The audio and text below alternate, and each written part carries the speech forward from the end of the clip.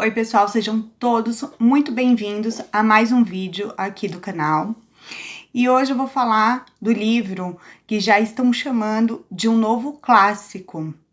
Se ele veio para ficar ou não, não sabemos. Mas eu vou contar aqui para vocês um pouquinho do que se trata Torto Arado.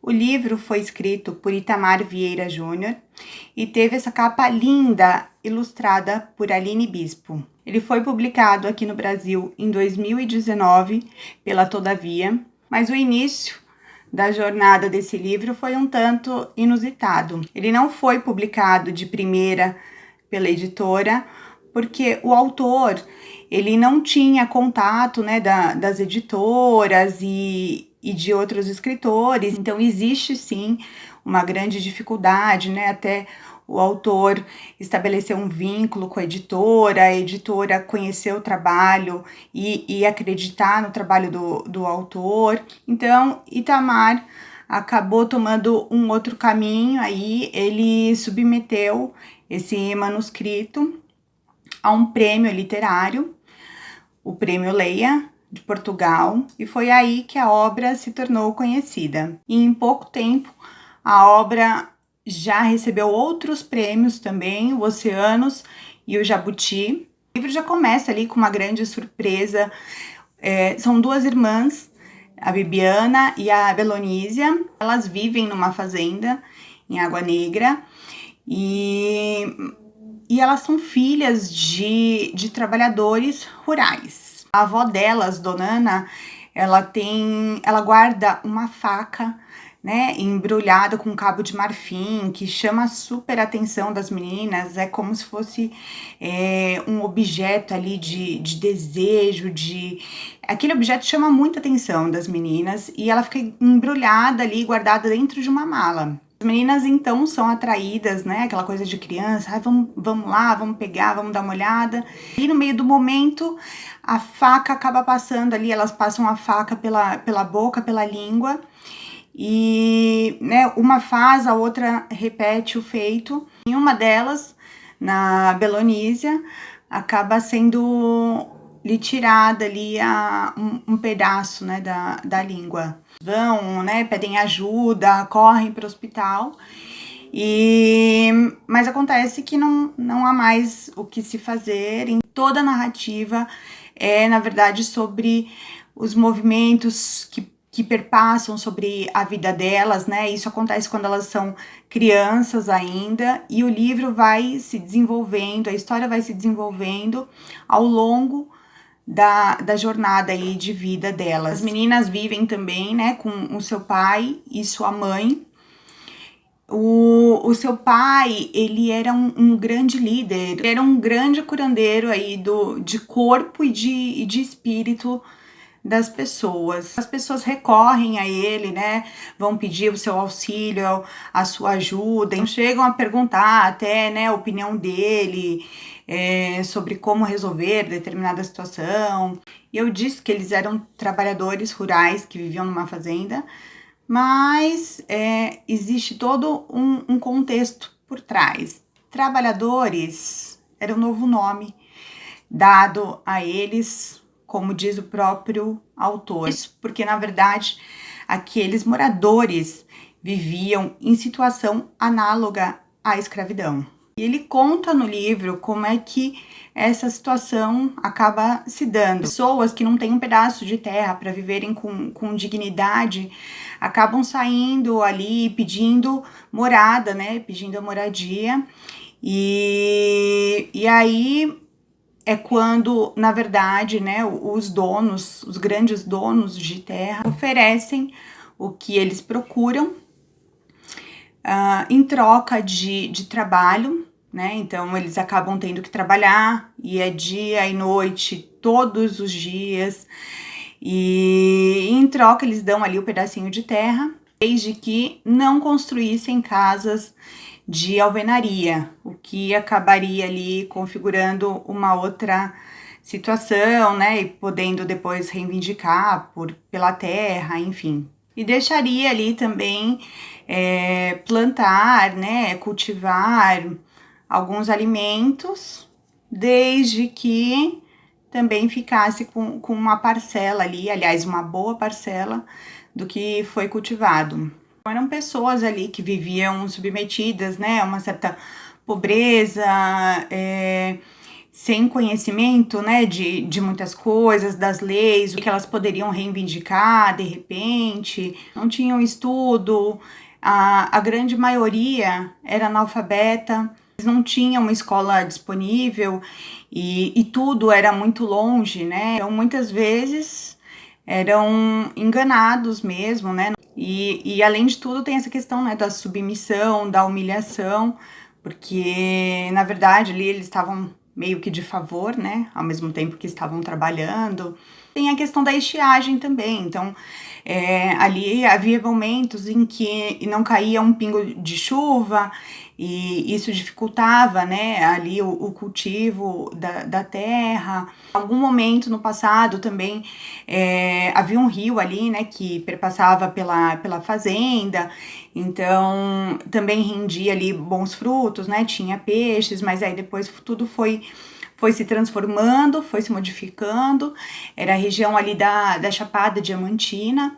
Então, fala também sobre a questão, né, da exploração de minérios, de diamante que ocorreu ali no passado. Ao mesmo tempo, é um livro também atemporal, porque o autor não diz exatamente quando que acontece, então a gente fica imaginando, será que foi num passado mais distante, tá mais para agora, achando apenas algumas pistas, né, de quando chega a primeira televisão na fazenda, né, algumas coisinhas, mas não é possível saber quando efetivamente acontece ali essa história. Trifônica também, porque ela é narrada ali pelas duas irmãs, né, o livro se divide em 3 partes. Num primeiro momento, né, que vai situar ali o que acontece na fazenda, né, essa grande surpresa no início do livro, né, e como é que as coisas vai apresentando, na verdade, né, alguns dos personagens principais. E aí, num segundo momento, as meninas, né, já cresceram, né, já é uma questão mais de luta, de vida, de sobrevivência, caminhos diferentes que cada uma vai tomar ali, né, seu rumo de vida, são super diferentes, né, cada uma ali tem a sua personalidade, o que é muito importante, né, que o autor faz questão de chamar atenção o tempo todo, é que as duas têm uma forte ligação. Não só por serem irmãs, né, porque já irmão tem essa ligação, mas porque elas acabam criando um vínculo, um laço, desde o momento que aconteceu essa surpresa aí no início do livro. Então, só de olhar para a outra já sabe o que tá querendo dizer, realmente tem uma ligação ali extraordinária, fora do comum. No livro são apresentadas diversas figuras aí femininas e o autor diz que ele se inspirou, né, ele conheceu mulheres, ele tinha mulheres de personalidade muito forte, né, na família. Quando ele escreve, ele tá fazendo um trabalho, na verdade, né, no campo e aí ele pode, né, ele consegue observar mais de perto ali algumas figuras femininas e ao mesmo tempo em que elas acabam sofrendo mais, né, tem a questão da violência doméstica, né, da submissão, ao mesmo tempo que elas encontram mais dificuldades do que os homens, elas se mostram mais fortes, elas se mostram figuras de liderança, então ele quis transpor isso, tudo que ele observou realmente, de fato, nesse Brasil aí, e aí ele colocou nesse livro. Talvez por isso o grande sucesso desse livro, porque apresenta um Brasil ainda desconhecido por muitos, né? Parece que é distante de muitas pessoas, ao mesmo tempo que está muito próximo de outras. Então, ele acaba demonstrando, na verdade, e abrindo os olhos numa situação que não era tão comentada. E diz que é a mesma escravidão de antes, mas que muda apenas de nome, né? Eles usam moradores, trabalhadores, uma escravidão fantasiada de liberdade. Visto aí inúmeras reportagens, um caso aqui e outro ali, de situações como essa. Isso é muito importante porque tem trazido aí um assunto que é uma realidade. Às vezes a gente pensa que tá muito longe, tá muito distante, que isso não era mais para acontecer, né? E ainda acontece nos dias de hoje. Na última parte do livro, algumas coisas são desvendadas, né? Conta a história ali de gerações passadas, né? Dos ancestrais. E é possível situar e ao mesmo tempo também vai caminhando para o desfecho, que é bastante forte também. É uma narrativa forte, ao mesmo tempo que ela é fluida. Ele é muito gostoso de se ler e prende muito a nossa atenção do início ao fim. E traz alguns elementos, né, muito peculiares ali daqueles moradores, do diálogo deles, inclusive também uma religião, né, de origem afro, e que teve ali modificações por conta da influência dos portugueses. Então é uma grande mescla aí e que acontece nessa área especificamente, né, de onde o autor tá se tratando aí no livro.